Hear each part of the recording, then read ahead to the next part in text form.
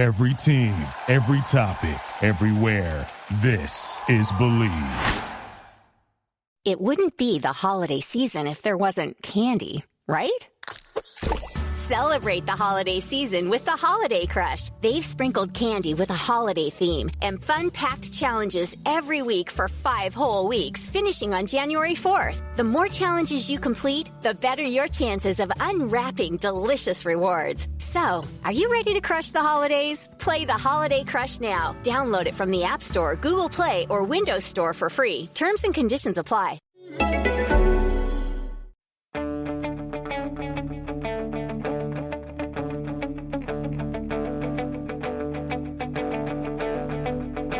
Ich warte seit Wochen auf diesen Tag und tanz vor Freude über den Asphalt.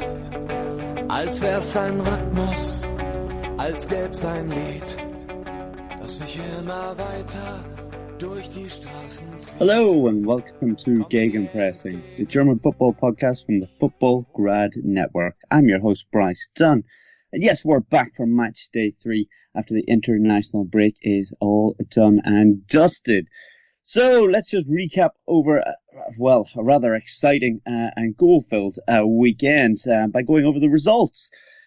Oh, I'm going to take a deep breath here because there were a lot of goals and a lot of late ones. So let's start with the Friday night game. We've seen Borussia Dortmund at home taking on Eintracht Frankfurt and winning 3-1. That's an impressive result for Frankfurt that we will be going into in our first topic tonight. Going into Saturday, we've seen Loney, Reece Nelson, perform for Hoffenheim, but unfortunately they lost 2-1 to Dusseldorf. Timo Werner seems to be back in a 3-2 win over Hanover. Then we've seen Mainz come back rather late to beat Wolfsburg. Champions Bayern Munich managed to beat Bayern and Leverkusen 3-1.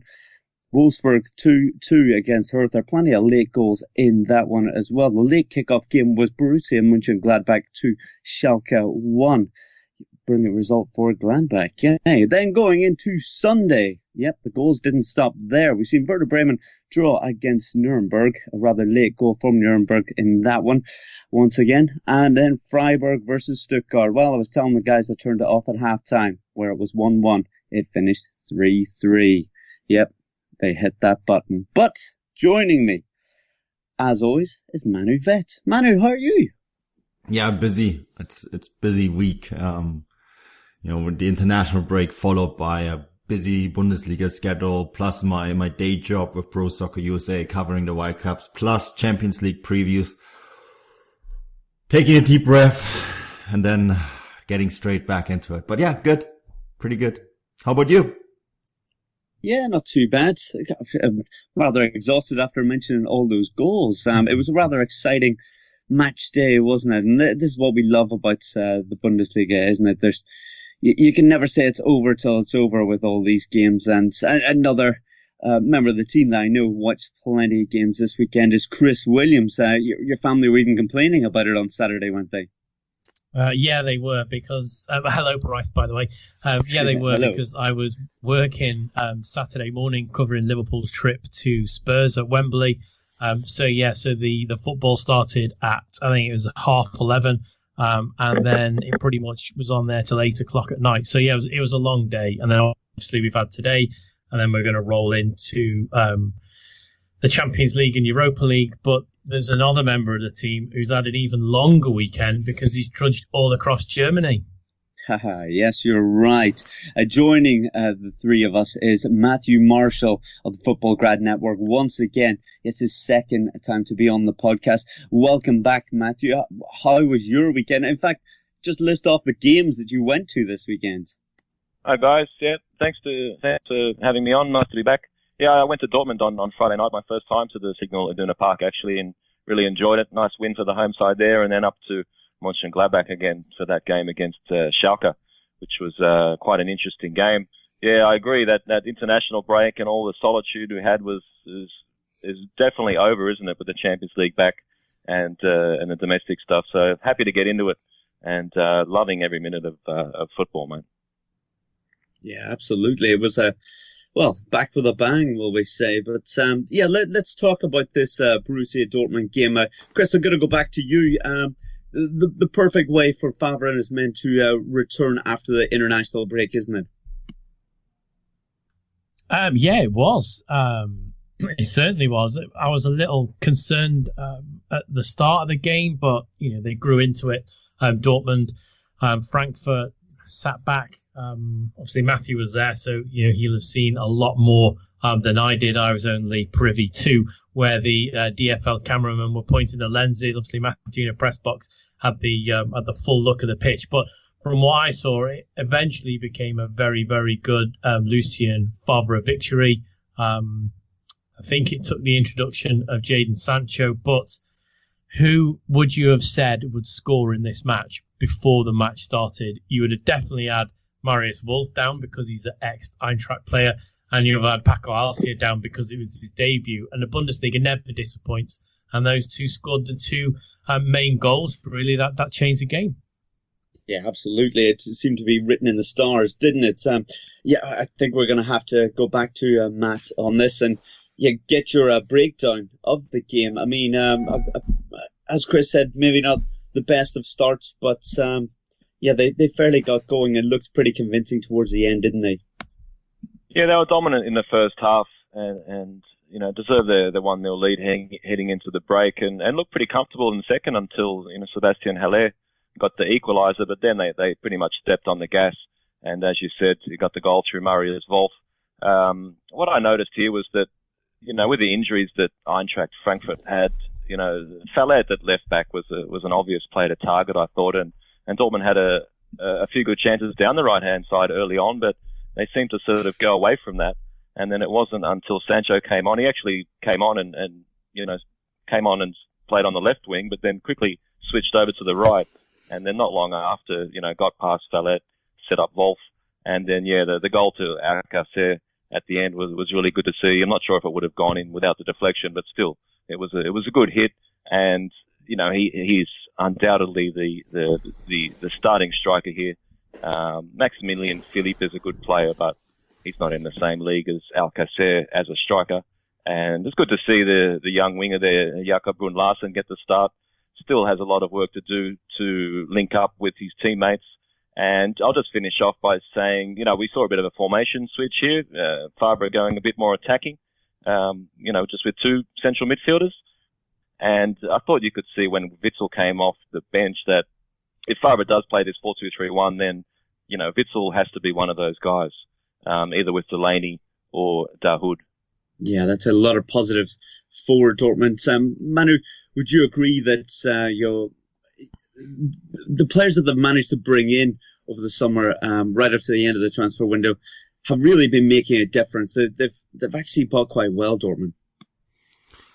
Yeah, I do think that they bought very well. I mean, Matt, we were chatting during the game a little bit that when Witsel came on, that was really the big impact, right? And you could sort of sense that the moment the Belgian lad was brought on, that the entire body language changed on the pitch. And the Witsel came on shortly after Frankfurt had equalized, right? And that would have been the sort of goal that would have spelled the end for Dortmund many games last year. And this year, he comes on, he just asserts himself. He sets up the ball for Dahoud, just before the second goal. Before Dahoud sends up Sancho, who then sets up Wolf. I think that's a big impact player for them, right there. And I think also that, Diallo scored, of course. Can't forget that. He scored the opener, probably one of the oddest goals I've seen all season. And then, Wolf and Alcazar scoring. I mean, they did everything right, based on this game in terms of transfers. So I think for me though, really Witsel and Delaney are probably the biggest transfers. And for me, Witsel, it's just the way when he comes on, or when he came on, you can just sense there's like, the entire team just gets that extra pulse, and you just get that sense of confidence from him. And for me, he's been the biggest and most important signing, this summer. Yeah, he's got the presence about him for sure, and he's got that calmness and that extra bit of time just to suss out what's happening and play the right pass and put people into space.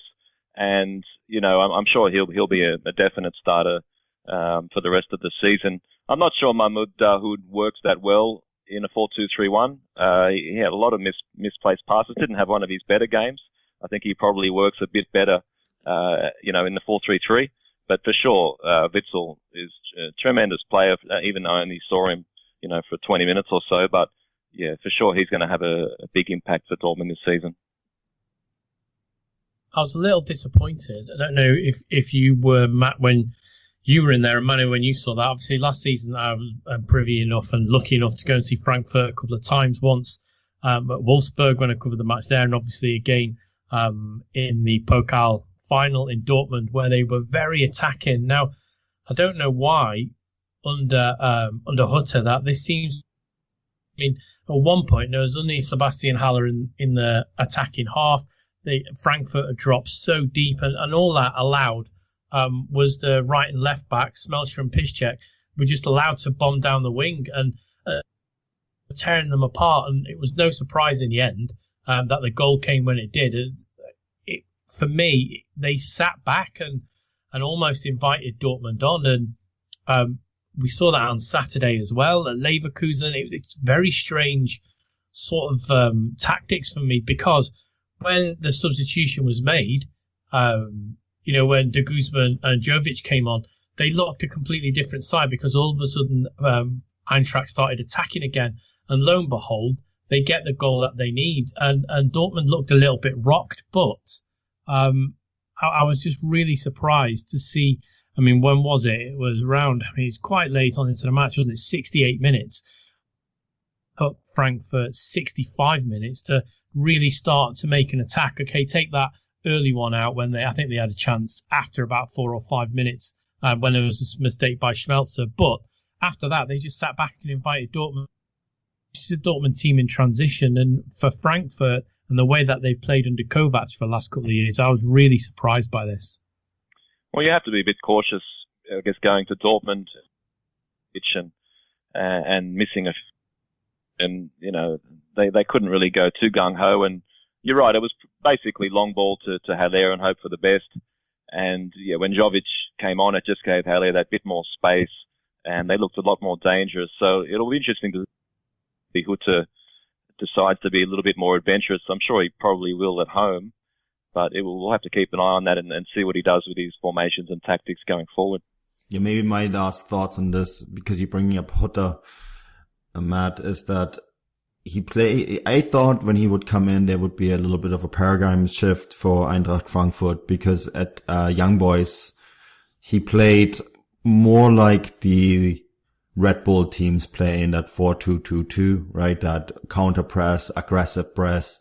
And at Frankfurt, I guess people that expected a revolution, or at least an evolution in terms of tactics, I'm really surprised he hasn't really put his fingerprint on this team more yet. But maybe that's still something to come. But yeah, that's something that I've noticed, that Hutter hasn't really changed the makeup of the side, even though I think that's something that was probably necessary given the coaching change.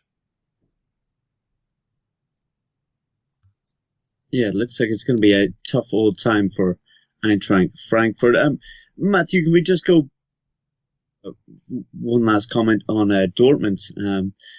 Maybe just ask, who would you say probably your man of the match was? A lot of people over, especially in the UK, talking about just how good Sancho looked. Well, at times, tremendous skill and ability on the ball and confidence to beat guys one-on-one.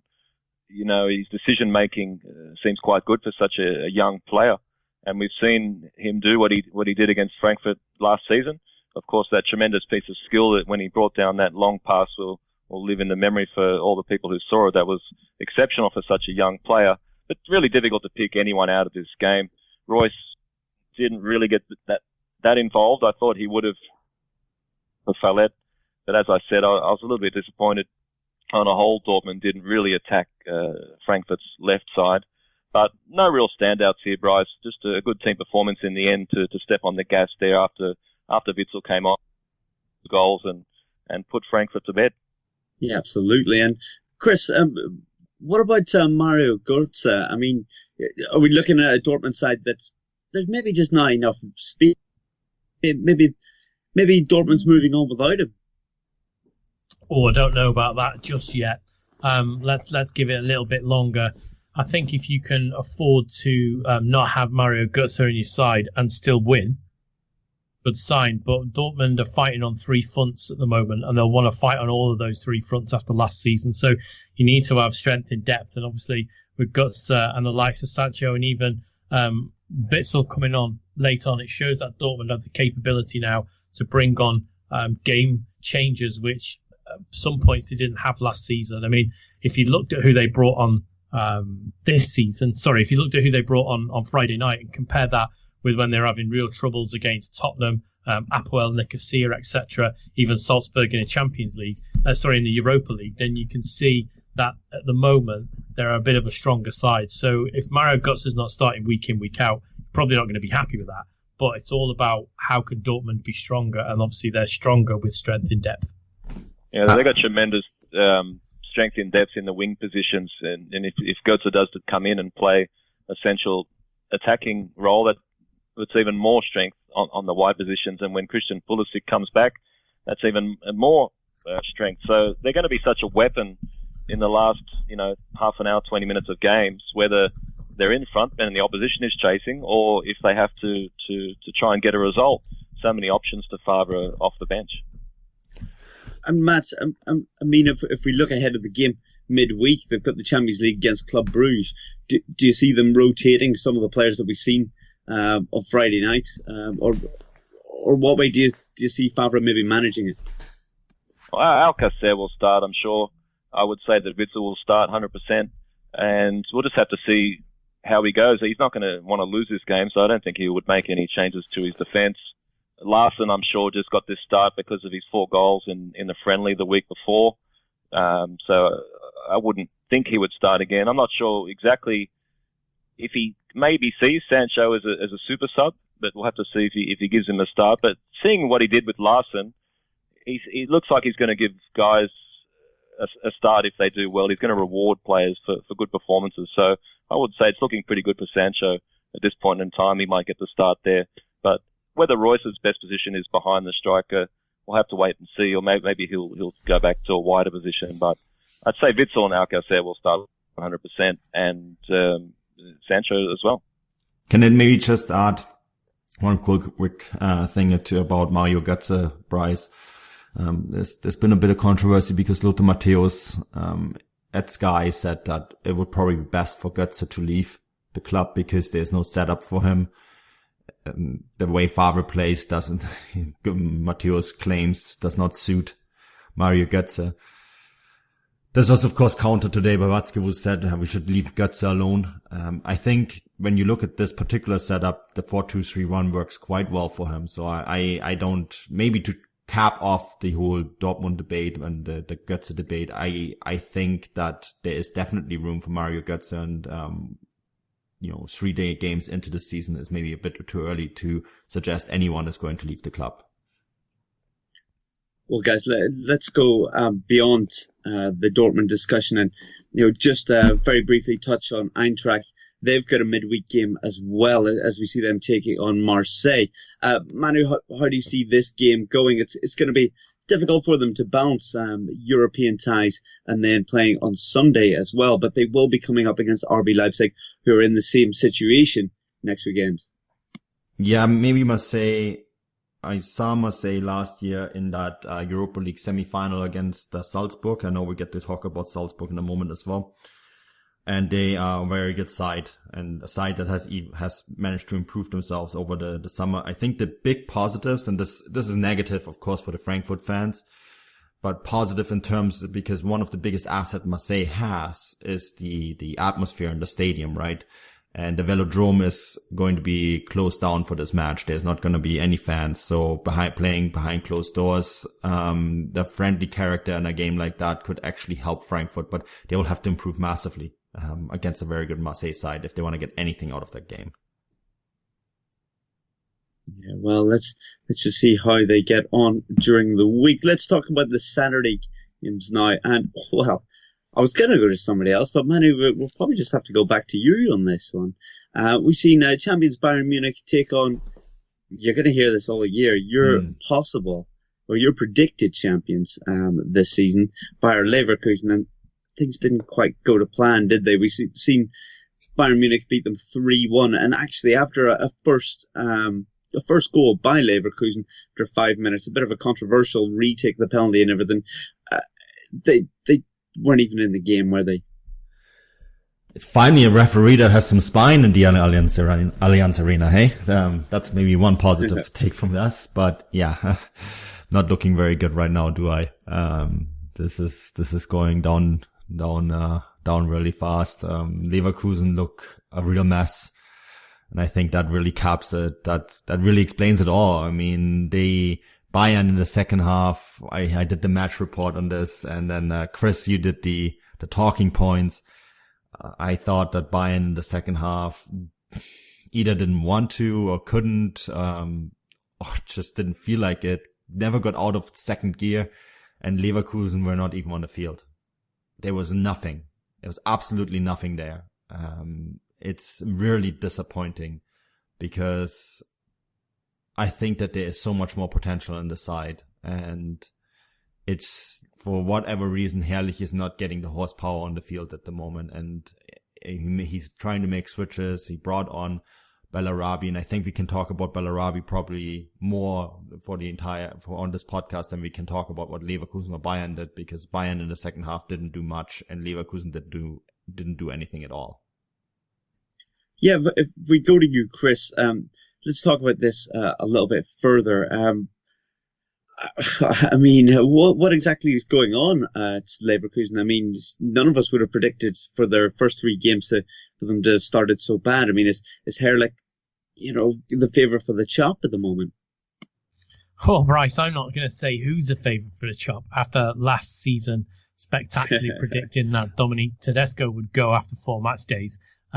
Now, whether he lasts another 4, maybe that's up for debate. But look, for the first 10 minutes of this match, Bayer Leverkusen were excellent. And Manu's quite right. I did the talking points. And one of my talking points was, why did they just implode?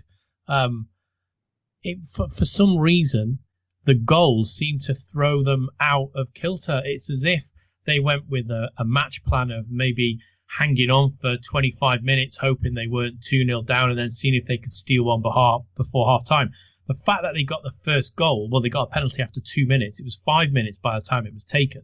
That seemed to throw them, and they didn't know what to do. It's a long time since I've seen a team take the lead and then implode. And that's what they did spectacularly. They sat back. They looked confused. They didn't really know who was who. They seemed to have 5 attackers and 5 defenders. One of my points is that they need a linchpin.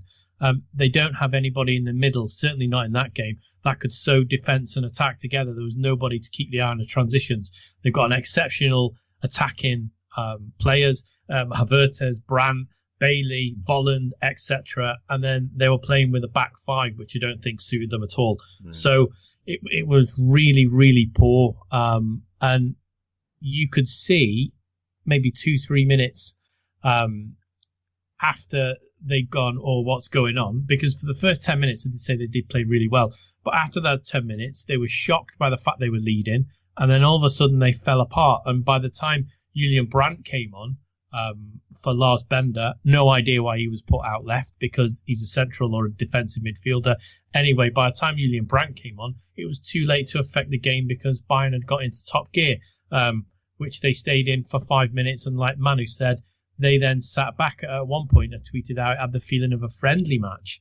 And yeah, it was a very strange game. But I mean, for Bayer Leverkusen, it seems to be maybe the tip of a lot of problems that game, because not only did they look lost and devoid of ideas, their defense was particularly poor at times.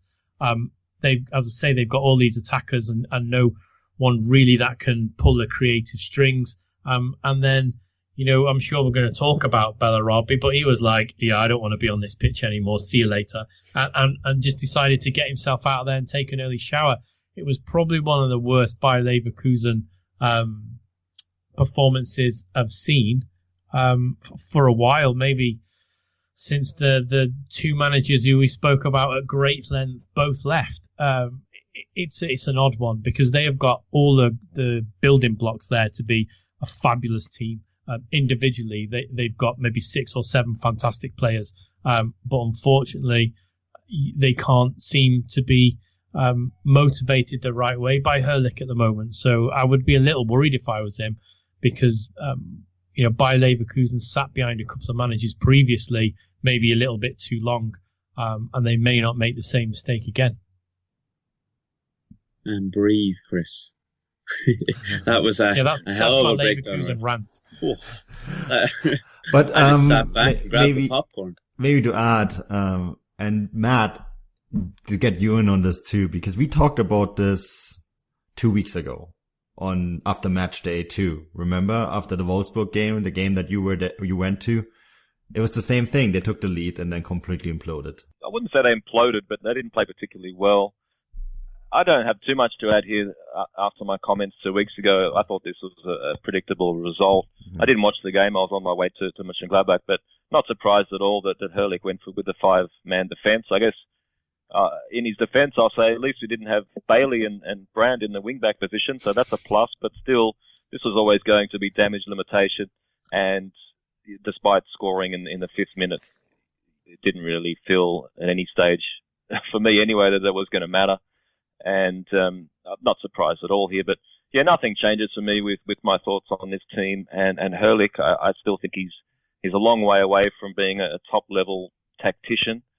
Disappointing for Jonathan Tah here. He looked like he had a shocker on the highlights, but normally he's pretty rock solid.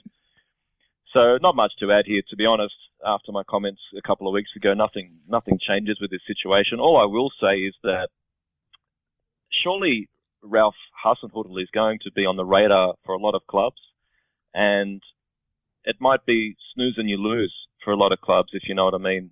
So if they hang on too long, some other club will take Ralph Hasenhüttl, and there might not be another German manager or German-speaking manager out there quite in his league. There might be a topic for another day, but that might not be something that's working in Heiko Herrlich's favour. But yeah, they're in trouble. They got a long way to go. They got a tough trip to Bulgaria, and then a home game against Mainz coming up. So we'll just have to see what happens with them. Well, as Matt just mentioned, Manu, you've got the 2 games, Ludogorets, and then Mainz coming up. Mainz have had a good start to the season, winning 2, drawing 1. But will Leverkusen be looking at these 2 games thinking these are winnable games, games for us to be able to, get a bit of togetherness and get the ball rolling? Must-win games. I mean, no disrespect to Ludogorets, Razgrad. I mean, we were there we had them last year playing against Hoffenheim, and the Hoffenheim got massively criticized for not taking them serious and not getting the points that we expected them to get. Leverkusen have to win those 2 games, I reckon, and Matt is bang on. Hasenhüttl, every club right now knows that he's available. I think we can just leave it at that. If you know that he's available and there's a chance to get him, and your club is in trouble, I think it's not going to take too long for someone to make that move.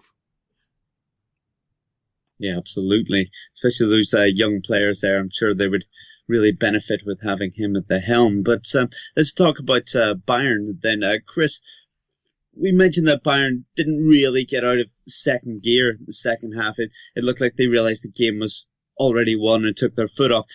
Is that because they've got a midweek game against Benfica, do you feel? Or do you think there's more to it? Do you think there should be a little bit of concern that they didn't put more past Leverkusen? Well, they should have done, really. Iron Robben, I put that, he rolled back the years. I thought it was fantastic. Obviously, he got his goal. He could have easily had another 2. At one point, I think everybody was shocked he missed. Even put his hand up. It's in the piece. I got it from Getty. He's got his hand in the air apologising to the crowd behind the goal because everybody thought he would score it, and it looked harder to miss than it did to score. So I think you could probably say Robben could have had another 2. So, I mean, that would have made it 5, and that probably would have been a more accurate scoreline, especially for the way that Bayern played. But if they would have gone to Top Gear, then, yeah, maybe they would have put 6 or 7 or maybe even more past them. But I don't know, maybe they were thinking about midweek. Not 100% sure on that. Obviously, a couple of bad injuries, Tolisso. They've had a couple of injuries before that. Maybe they thought we don't need to go 100% here because this game's won already.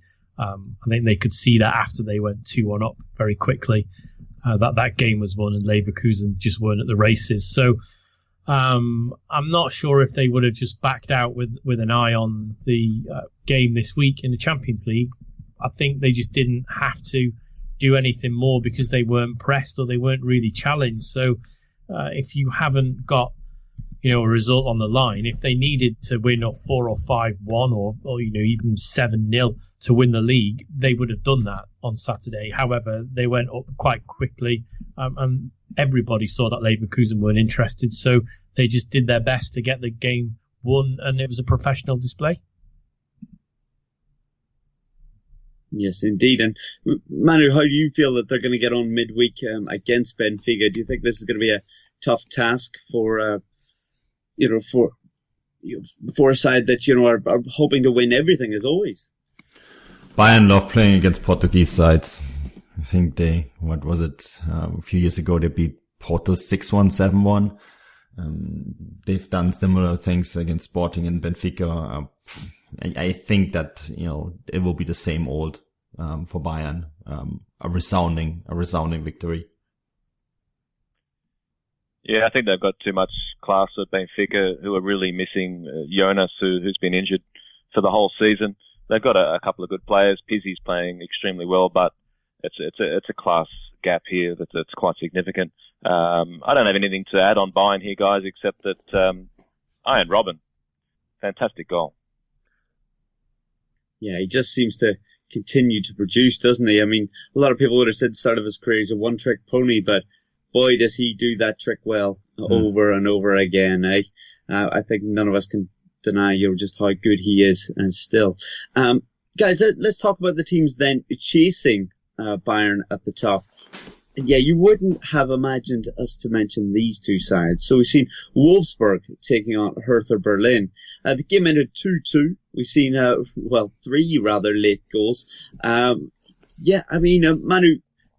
if you look at both of these sides, there's no way any of the three of us would have called for them to have started the season as well as what they have. I'm sure they're both delighted. A few people expected Wolfsburg to do a lot better than last year. I mean, Chris says it all the time. Don't look at the table. Yeah.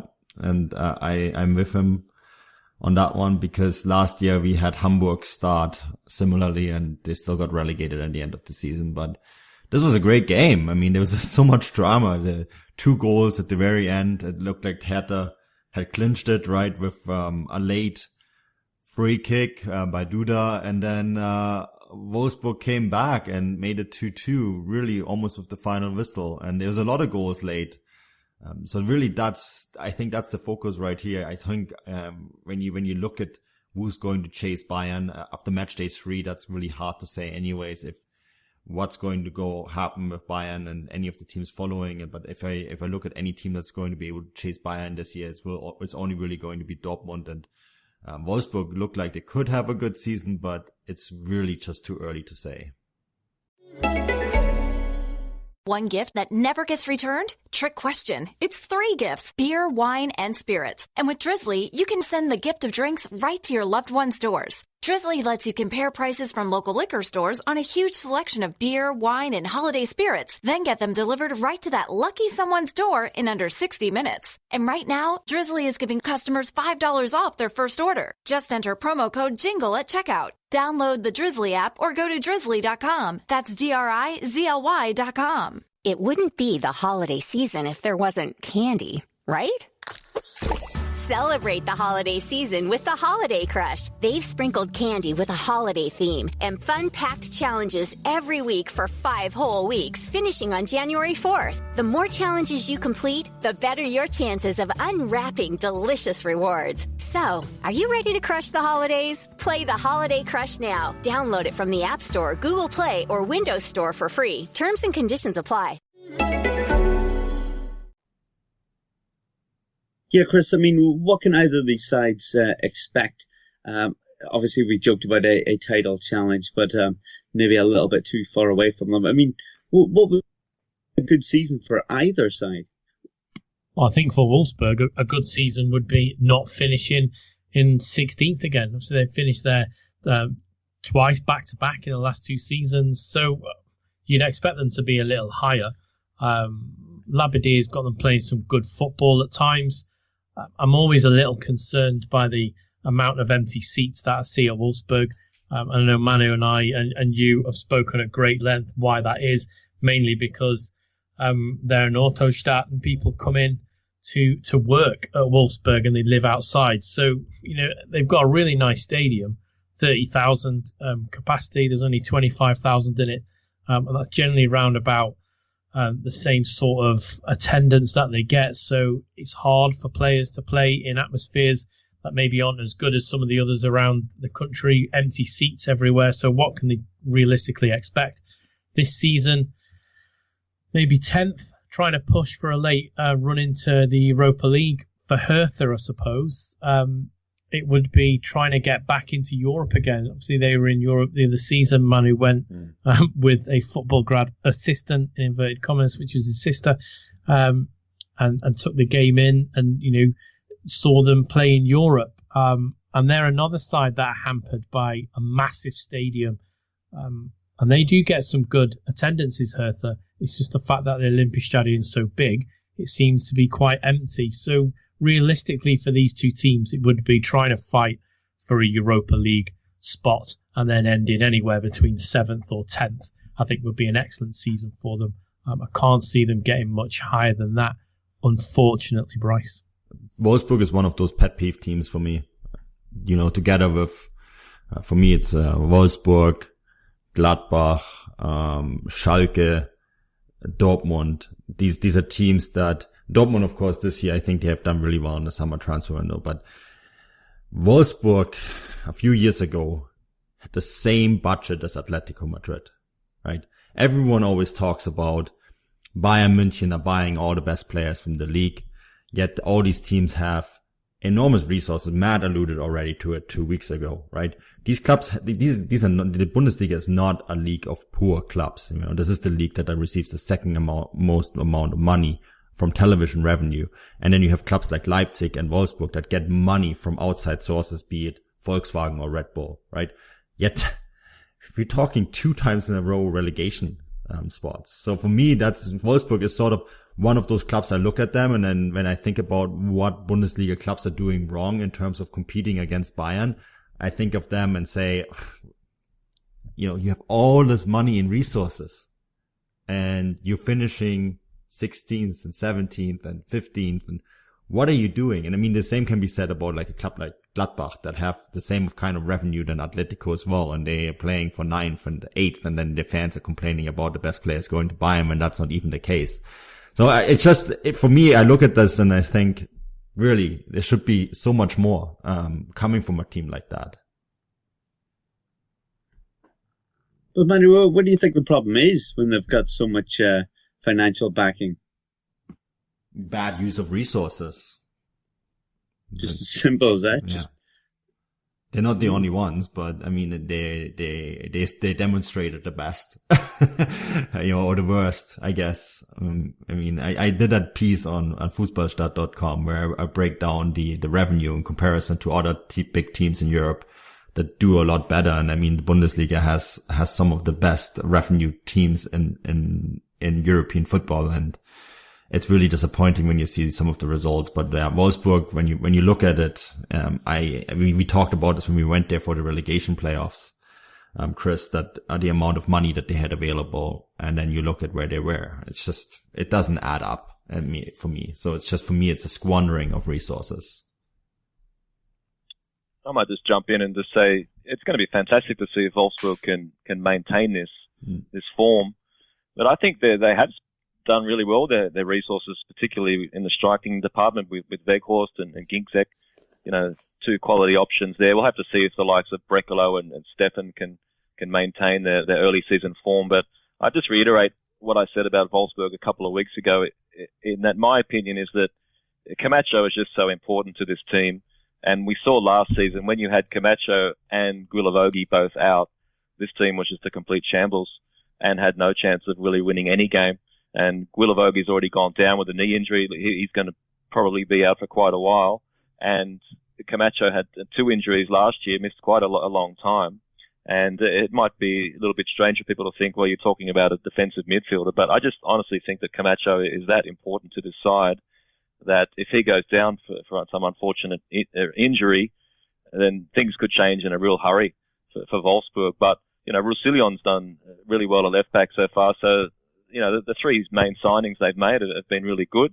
And people might maybe want to start giving Labbadia a little bit more credit rather than just, the firefighter. But he's been in the game now for 15 years as a manager.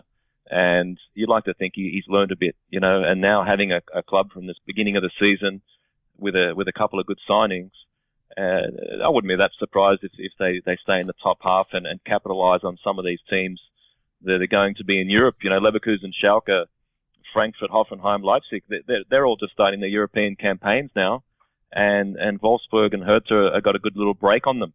So I would think that both these clubs will be pushing for Europa League type positions and take advantage on some of these other clubs that are going to have quite heavy schedules. But Hertha, I think, might be in a better spot than Wolfsburg. I think they've got a bit more depth.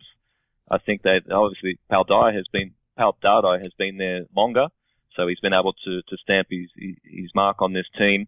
And I love what they're doing. Hertha, I saw them at Schalke a couple of weeks ago. I mentioned in my talking points there that Giviro Dilrosun could be one of the signings of the season. He looked really good a couple of weeks ago, and I thought his goal against Wolfsburg on the weekend was quite good. Duda is really stepping up. I don't think Ibisevic will be there very long as the first choice. I'm sure Davy Selke, if he can keep himself fit, will take over there, which will improve them a massive amount. And just so much young talent in this Hertha squad. Grujic has looked pretty good on loan from Liverpool. Arne Myers is coming along quite nice. So I think Hertha have huge potential here and really wouldn't be surprised if they get back into Europe this season. Yeah, lots of positive words coming out of Matt's mouth for both those sides. So, if you're a Wolfsburg fan or a Hertha fan, well, you'll be enjoying every second of that, unlike the Leverkusen rant, eh? But just to go back to you, Chris, we're going to talk about Hoffenheim. Obviously not a great result for them, losing 2-1 to Fortuna. They've also got a midweek game against Shakhtar Donetsk, followed by a game against Dortmund. I mean, this is a game that probably Nagelsmann would have wanted to win, with the next two coming up so difficult. This is a game that really they should have won. I don't know how they didn't win it, to be honest. Well, I do know how, because the goal was missed from what Kramaric missed from. It must have been 3 foot. I don't know how he missed it. And then obviously Fortuna went up and scored. But I mean, this was a tremendous game. I don't know if you saw the highlights of it. There was so many good misses. Morales hit the bar from well inside the 6-yard box. Obviously, Kramaric missed a sitter, and both keepers made fantastic saves. And obviously, Nelson came on and got his goal. That's probably the only highlight, I think, for Hoffenheim. But looking at the highlights of this game, obviously, because it kicked off at the same time as the Bayern game that I was watching and covering, I thought that Nagelsmann, although he will be disappointed with the loss, there was enough there for the really to say that they should have won this game. So he can take heart in that, and you know how good a tactician he is, and he will obviously work on that in the next couple of days before they play the Champions League games. So whilst this is a bit of a surprise, I don't think it's a time to worry for Hoffenheim just yet. No, definitely not. Manu, how do you feel this midweek game is going to go for Nagelsmann? Just before we then touch on another side that managed to, get back into Europe last year in RB Leipzig. We need to talk about their game. Yeah, I'm really excited for this game midweek because, of course, this is for us. Football Grad Network is a big game. Shakhtar Donetsk is one of the clubs that we've covered a lot. I lived in Ukraine. I've watched Shakhtar Donetsk many times. I've covered Shakhtar Donetsk now for the better part of 5 years. And this is a very, very good team. And Paulo Fonseca is maybe one of the most exciting coaches in European football together with Julian Nagelsmann. And I'm just so curious to see those two go at each other because they're both very, very good tacticians, but they have a very different approach on how they play football. And I'm just so excited to see what they're going to come up with. And of course, we're going to cover this game in particular. There's going to be a match report, of course, on the Football Grad Network and the preview as well. But yeah, this is a game I'm really excited at. And at this point, I can't really tell you which way it's going to go. I think that Shakhtar Donetsk, they like to sit very deep and then really overwhelm their oppositions with fast counter-attacking play. And Nagelsmann has that really big, compact midfield. Likes to in some ways do the same thing. So it's going to be fascinating. I think what's maybe going to hurt Hoffenheim in this one is that they're still missing a lot of key players, and maybe Shakhtar Donetsk will get the better of them in this match. Right. Exciting times, to have the Champions League back. It's going to be interesting to see how Hoffenheim managed to bounce that European campaign and League One as well. Two big games for them coming up. But let's talk RB Leipzig. They managed a 3-2 victory over the weekend. Chris, rather positive in not just for the 3 points, but that Wolfsburg and Timo Werner looked very much back, didn't they? Yeah, they did. Unbelievably, I think, although it's only match day 3. I don't think any of us would have thought that Timo Werner would get his first goal for club or country since May in September. Well, that's the reality of it. He looked a little bit off in the first couple of match days. He certainly looked off in the World Cup in Russia over the summer. But this game was a big one for him, and he performed in a way that I've seen him perform now for the last couple of seasons. I thought he was excellent. And together with Wolfsburg, interesting stat that I think it's the last 6 goals he's scored, 4 assists have been provided by Wolfsburg. So obviously the two of them work together. And yeah, it was a very, very good performance for them on the whole. I think we all watched the game. Ralf Rangnick wasn't very happy at the end with certain parts of it, conceding possession, etc., and allowing Hanover to score when they did. But on the whole, I thought it was a good performance by Leipzig, and certainly one that they'd want before they go into European competition.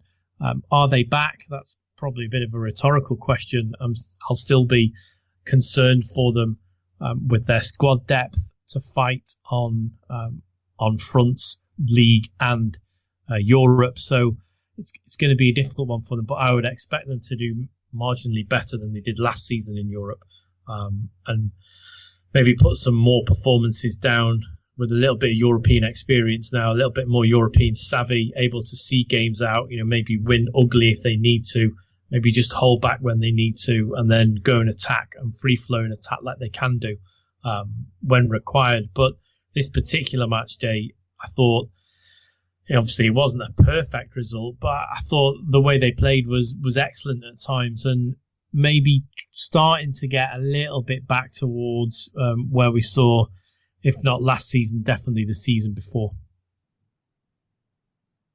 Yeah, very exciting game there, and two good performances by their main men. But before we go to Matt to talk about Borussia Mönchengladbach versus Schalke, Manu, we see the two RB sides come up against each other. We see RB Leipzig taking on Salzburg.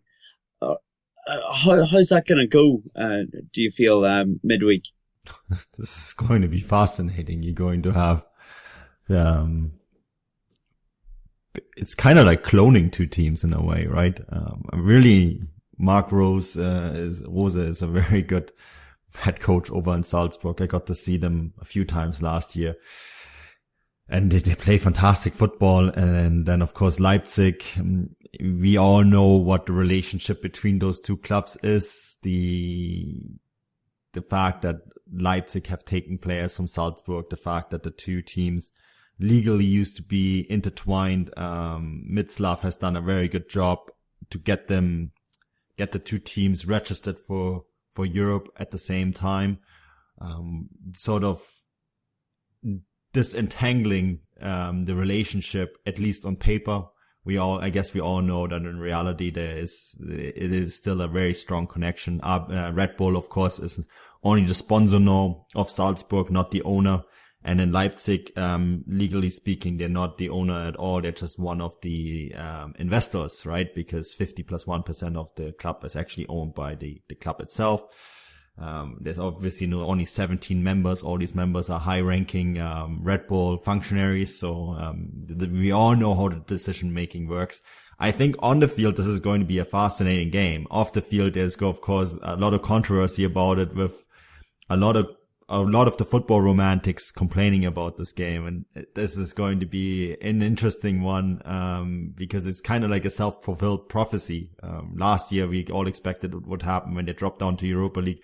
It almost happened, during the knockout stage, right? That the two played each other, and now it's happened. We get one Red Bull team facing the other. And, I think, if you watch it, just watching it, I think this is going to be a fascinating game, but the background noise of the interconnection between the clubs is going to be almost as interesting as the game itself. Yeah, you can only imagine this is going to get a lot of column space over the next few days, isn't it? Plenty of talk. Even if you're outside of either of those countries. Yes, guys, let's get to that late kickoff game. Let's go and speak to Matt about Gladbach versus Schalke. A game that ended 2-1. We seen Borussia Mönchengladbach go 1-0 up very early in the game, but then even double their lead before Schalke could return with an Embolo strike towards the end. Things are not looking too good for Schalke, are they? Some people predicted that they wouldn't be able to keep up the performances that they did last year, but probably didn't predict that they would lose the first three games, Matt. Yeah, we talked about them, didn't we, after that loss at home against Hertha, and I mentioned that they might be looking a little bit predictable. And what I noticed in this particular game, as well as having the benefit of seeing Mönchengladbach against Leverkusen in the first game, is that it was quite simple from Dieter Hecking here as far as his tactics went. And it was basically, when Schalke are in possession, the wingers Fabian Johnson and Torgan Hazard just dropped really deep. And at times it was just a flat back six, to be honest. Completely shut out the Schalke wingbacks out of the game. And the front trio of Burgstaller, Ut and De Santo, yeah, it didn't really work that well. Ut was the main danger out of those three, but just so many options for Tedesco, and figuring out his best 11 is just going to take months. With the new additions to this squad, I think he's feeling a bit of pressure, although he's trying to come off as though everything's in control and they're playing well, and a bit unlucky. Jan Sommer did have a great game in goal. You can't deny it, especially the save from Salif Sane, a close-range header from a corner. But equally, Gladbach hit the post and had the better chances in this game. And I don't think you could argue with anyone who would think that Gladbach were deserved winners here. But Hecking also has some very good options. Zakaria came back into the team and played really well. His drive from central midfield is really, really good. Jonas Hoffmann continues to play quite well. Interesting to see if he can remain consistent. He tends to struggle a bit with his decision-making and final ball, but tremendous potential. And if he can keep playing the way he is, then that's going to be a massive benefit for Gladbach. And maybe Nico Elvedi has to come into central defence soon enough for Tony Janschke. We'll have to see what happens there. But Alassane play continues to improve, and he's only going to get better. My main concern with Gladbach is, what do you do when Lars Stindl is fit and Raphael? how do you accommodate all these guys without changing your formation? I mean, the 4-3-3 is working quite well, and at the early stages looking pretty good for Gladbach and Hecking, but it is only 3 games, and we're going to have to see what happens. But Schalke, struggling. It's hard to sort of put the finger on it, other than to say that it's just predictable. The Hamza Mendel situation was unbelievable. He got the yellow card, should have been sent off about 2 minutes later for another yellow card, and then Tedesco took him out of the fire and just substituted him straight away. It was quite hilarious, a little bit sad for him, but he'll learn from that, I'm sure, and get better. But with Baba having a shocker against Hertha, there's a few issues at left back. But I'll be at that game in a few days or a couple of days against Porto in the Champions League. So looking forward to that and see how Schalke move on from these opening 3 defeats. Yeah, absolutely. Chris, I feel we almost have to go to you to talk about Tedesco. You made the prediction last year that after 5 games it'd be gone. It could happen this year, 1 year on, couldn't it? And I don't see midweek Porto being exactly an easy game for them. I mean, they got the benefit of maybe a nicer draw, will we say, in the Champions League, but they really need to turn up against Porto and turn these performances around. Well, I'd be shocked, Bryce, if he went anywhere at the moment. I think Schalke are stuck in a little bit of a rut. Obviously, Matt spoke at great length there, and everything he said was pretty spot on. And I don't know if you've not read his thoughts on the game on footballstat.com, go over and have a read of them, because he describes the game and he describes Schalke, especially Mendel, as was a mess, and it's a great sub-headline, Mendel mess. It was, and I think they were all a mess. And it's something that Tedesco is going to have to sort out, really, especially going into the Champions League, because if you are disjointed in a top competition in Europe, you just get blown apart. So Porto did quite well last season, got to where they did into the knockout stages. It'll be a bit of a tough test for them. I know Manu thinks that they're going to qualify out of their group quite easily. I'm with Matt on this. We had a chat in the WhatsApp chat. I think they'll get Europa League. I can't see them qualifying out of this group the way they're playing at the moment, which will be a concern for them, I think. They have to qualify out of this group. I mean, if they don't, then Tedesco is definitely not going to be there anymore.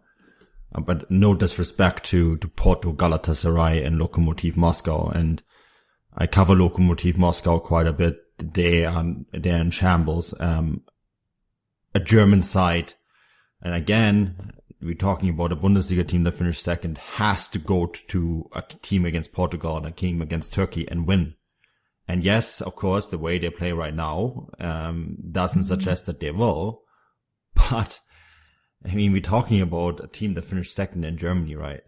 And I think if they don't qualify from this group, then things are really, really bad at Schalke. I know where they are right now and the way they're playing. It doesn't look good, but they have to get out of this group. I think that is a minimum requirement until Christmas, that they have to get out of this Champions League group. I think they probably got a few more long-term plans for Tedesco, to be honest. I think if they don't get out of this group, it's not going to be a drama for him. Matt, sorry. But again, we're talking about teams from Russia, Portugal, and Turkey. And this is a Bundesliga side. They have to get out of this group. I hear you. I think people might be underestimating Porto in a way.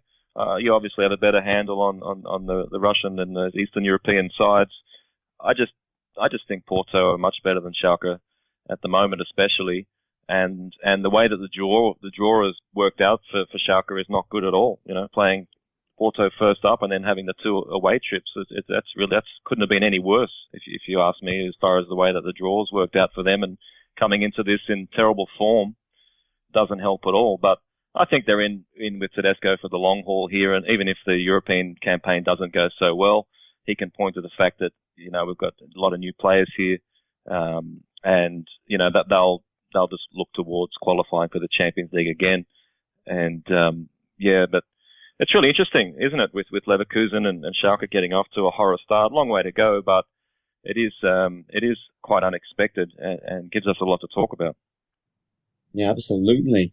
Schalke will have that midweek game against Porto, followed up by a game against Freiburg. And Chris, we're going to go to you to talk about Freiburg because they were in action today. And, well, there was an awful lot of goals, wasn't there? 6, in fact. How was this game?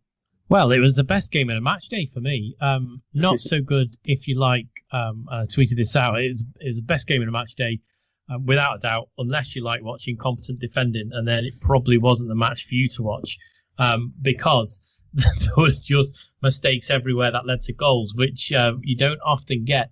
I've been to Freiburg, got treated to a 0-0, 90 minutes of my life I'll never get back, and it pains me when I sit on my couch and watch a 6-goal thriller down in Freiburg. I thought this was, I think on the whole, the 3-3 was a fair result. I know probably the Freiburg won't be happy. I mean, they went up 1-0.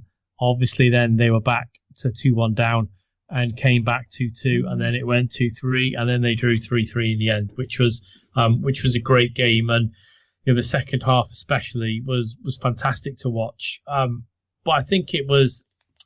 Freak's probably the wrong word, but it was a surprise, to say the least, that this game was this good. I thought maybe Stuttgart might have edged it out 1-0 or 2-1.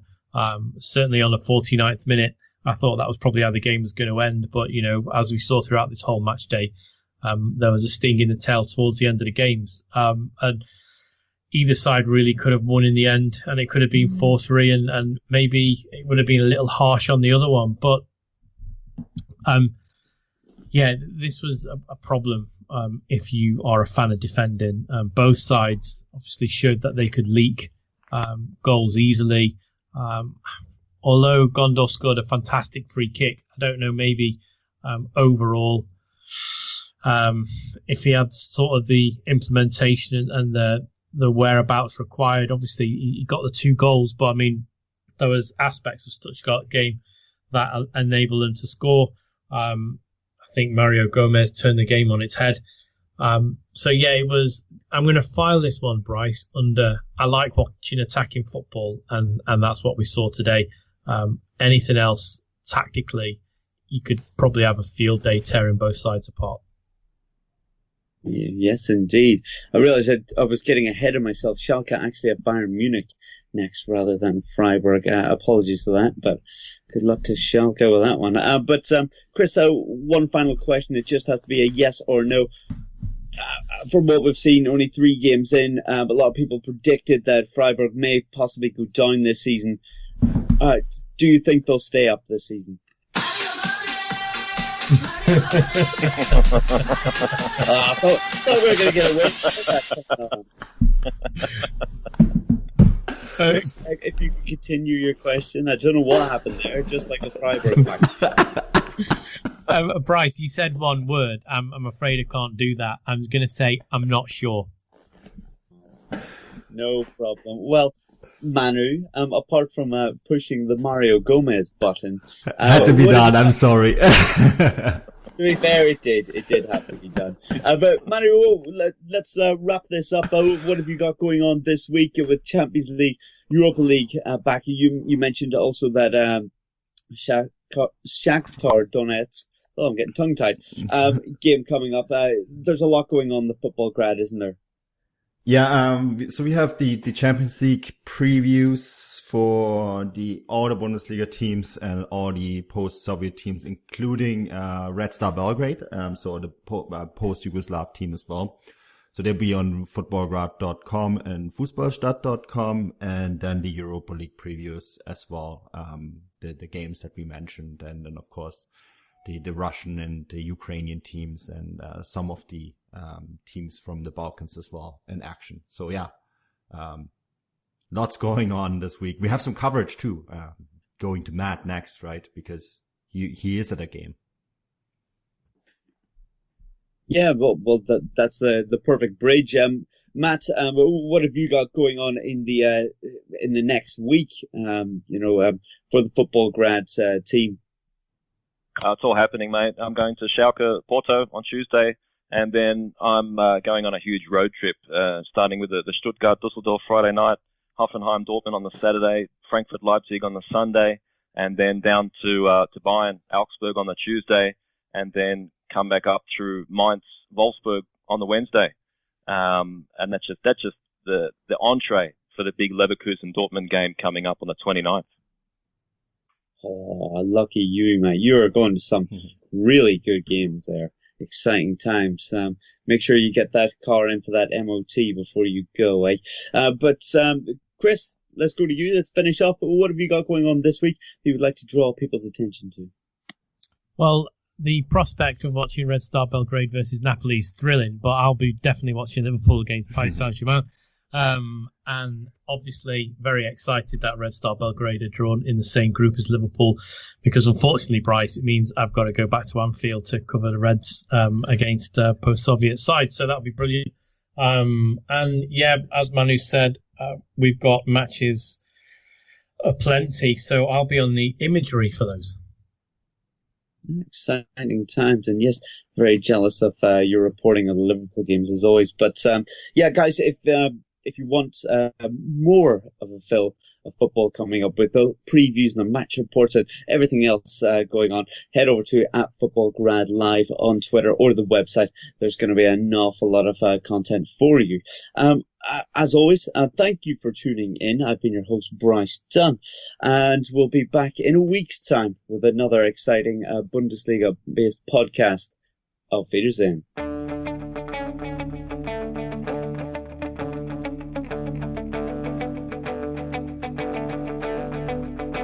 Ich warte seit Wochen auf diesen Tag und tanz vor Freude über den Asphalt. Als wär's ein Rhythmus, als gäb's ein Lied, das mich immer weiter durch die Straßen zieht. Komm dir entgegen, dich abzuholen. It wouldn't be the holiday season if there wasn't candy, right? Celebrate the holiday season with the Holiday Crush. They've sprinkled candy with a holiday theme and fun-packed challenges every week for 5 whole weeks, finishing on January 4th. The more challenges you complete, the better your chances of unwrapping delicious rewards. So, are you ready to crush the holidays? Play the Holiday Crush now. Download it from the App Store, Google Play, or Windows Store for free. Terms and conditions apply. Thank you for listening to Believe. You can show support to your host by subscribing to the show and giving us a 5-star rating on your preferred platform. Check us out at Believe.com and search for BLEAV on YouTube.